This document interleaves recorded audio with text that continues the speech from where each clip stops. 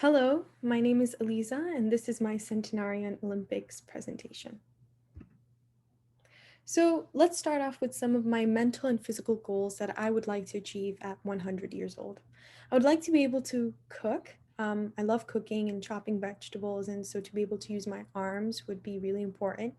Praying in my life is important, and that uses certain types of muscles in my legs and arms and mental focus, as you can see here on your right. Driving, which also entails mental focus and clarity and the ability to use muscles within your fingers and arms. Playing tennis with my brothers is a big thing in my life. And so to be able to hold a racket and hit a ball across the court and be able to shuffle my feet would be great. And painting and drawing. To paint and draw, you need to be able to have mental clarity and your vision needs to be functioning properly, as well as your muscles within your arms. So, what happens to our body as we age? So the musculoskeletal system degenerates as we age. And so this means that we're losing bone mass and cartilage mass in our joints. And this restricts movement and puts us at risk for diseases such as osteoporosis and osteoarthritis. If you see the photo to your right, you can see that the attainment of peak bone mass is between your ages of 30 and 40 years old. And after 40, you can see this steady decline in bone loss. And so, in order to prevent that from happening, we need to take certain preventative measures at this age or even a little bit before then so that we can see peak bone mass throughout our 50s, 60s, and 70s and not such a dramatic decrease.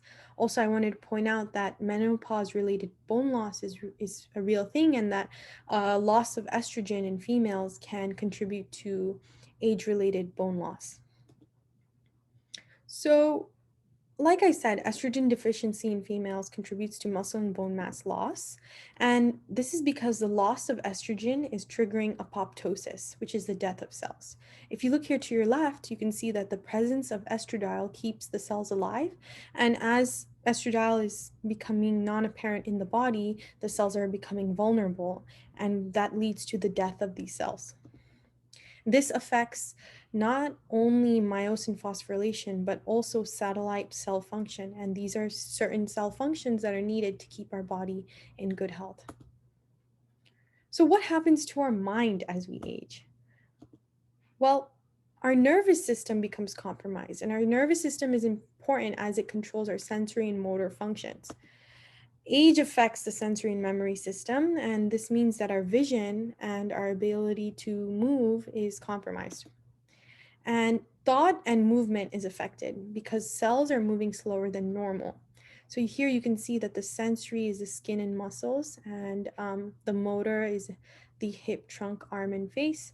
And so when the sensory and the motor functions are compromised, we're not able to see properly as we age, or move properly, or even think properly. So when I'm painting, right, I need to be able to have all these functions. This can lead to memory loss, which is dementia, and studies have shown that by 2030, the amount of people who will have dementia will triple. And so taking preventative measures is really important to um, avoid having dementia or memory loss at 100. So an aging brain can lead to a multitude of things, and that can include cerebral small vessel disease, which is mobility impairment. And this is because plaque is accumulating in blood vessels found within the brain. And when plaque is accumulating, our blood vessels aren't getting enough oxygen. And instead, it's being exposed to CO2. So when your blood isn't getting enough oxygen, you're not able to think properly, move properly, and your vessels are starving. And this is because they're constricted and they're not gaining enough access to oxygen. What happens to our gut as we age, you might ask? So the digestive system and the gut microbiome are really important for our health, our overall health, and maintaining homeostasis in our body. And so as we age, lactobacillus, which is the beneficial microbacteria in our gut, decreases. decreases. And in turn, enterobacteria will increase, which is bad. They're harmful microbes. And this leads to changes in cellular function, which is a state of oxidative stress, senescent cells, and a decline in metabolic homeostasis. So, senescent cells are non dividing cells, and when our body is in a constant state of oxidative stress and our cells aren't dividing anymore, our homeostasis is at risk. And remember, homeostasis is when our body is functioning properly. And when we are in a decline in metabolic homeostasis, we're at risk for certain diseases. Variety of diseases that might include osteoporosis, osteoarthritis, dementia, just to name a few. So here we're just going to continue that these cells found in organs and tissues become non-dividing, and this leads to an increased permeability of the epithelium layer within our gut. And so this will allow pathogens and toxins to enter the bloodstream. These toxins and pathogens are passing through this epithelium layer, and they're going throughout they're entering our bloodstream and affecting different organs. And that can lead to a variety of diseases. In turn, the inflammatory response is triggered, and the diseases include degenerative and autoimmune diseases. So our body becomes in a state of oxidative stress, inflammation is occurring, and our metabolism is compromised. And as we age, our gut is prone to diseases. And so this is called gut dysbiosis. So a training program, exercise physiology. Let's talk about it. So in order to be healthy at 100 and to do the goals that I aspire to do, we need to slow the process of muscle degeneration. So muscle mass deteriorates as we get older. Studies have shown that a diet consisting of 25 to 30% of protein can reduce this muscle loss that we're finding in older people of older age. So this diet will maintain muscle mass and functions of muscles during aging. To your right, you can see a normal bicep brachii muscle. And here you could see that the muscle has lost a lot of mass, bone mass, and muscle mass. And this is due to muscle atrophy. So when our bodies or when our muscles are active, we have normal muscle. But when we're inactive, there's this loss of mass, and this is due to atrophy. But if you add on the factor of aging combined with inactivity, you have even more muscle mass loss. So in order for me to play tennis at 100, I need to have a diet high in protein as I'm getting older throughout my 40s, 50s, 60s, 70s, 80s. Also, I need to exercise those muscles that I would be using to play tennis. So the best way to prevent muscle loss of mass in our muscles is to be active and to have this diet high in protein. Core stability is also really important when it comes to playing tennis and walking, functioning properly at 100.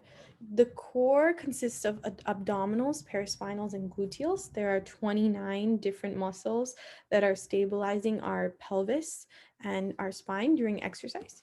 And so this core stability will provide the proximal stability for distal mobility. So at 100, when I'm playing tennis and I'm driving and I need to have proper function and core stability in order to do those things. And so it also, core stability also enables distribution and maximum generation of force. And so there are things that we can do in order to maintain our spine and keep stability as we age. This includes incorporating sensory and motor components, and contraction of muscles is needed for spinal stabilization. So as we get older, there are certain exercises that we can do to keep our core muscles stable, like planks, sit-ups, push-ups, even engaging in the type of exercise that we want to be able to do at 100. So in my case, tennis, and even when we're driving, we need to have that keeping our spine straight and having that posture in order to drive. And so by engaging in these exercises as we get older, we can be we can have that ability to do those types of exercises at 100. So training program, and this incorporates the neurophysiology aspect. And so optic nerve health is really important as we age. And a decline in estrogen can increase aging of the optic nerve and our risk for glaucoma.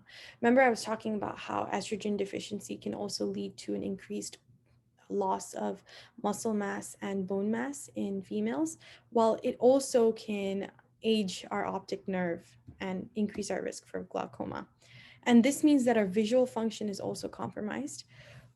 So some preventative measures to help aid in our optic nerve health would be to eat a diet high in that has tofu, flax seeds, soybeans, garlic, and peaches. And this can aid in that. And to your right, you can see this figure in which the effects of the female sex hormones have on glaucoma.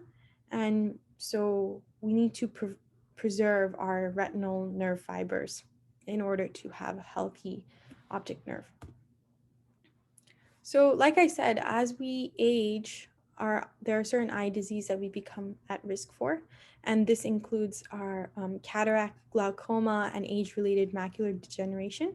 So, preventing these types of diseases could include consumption of vitamins and minerals with antioxidant functions and compounds with anti-inflammatory properties. So, having a diet high and rich in foods like oranges and fish and that have these components is really essential to prevent the clouding of the lens in that eye, which is cataract. So when I'm driving, painting, drawing, cooking, I need to have healthy vision. And as I get older, it happens where your lens becomes cloudy and you have these diseases that compromises our vision. And so having this diet and keeping that will help us keep our vision as we get older. So preventing cognitive decline in aging. So as we get older, we are at risk for dementia and neurological degeneration.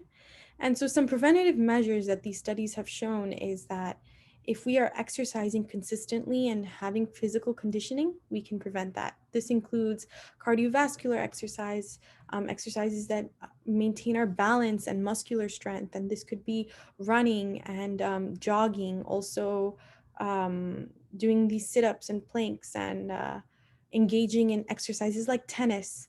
So also, another thing would be meditation. And studies have shown that meditation can help us focus our attention on ourselves and self-regulate. And that there's that mental stimulation that helps and aid in memory loss. Performing music has also shown a variety of benefits as it enhances fine motor skills and our working memory.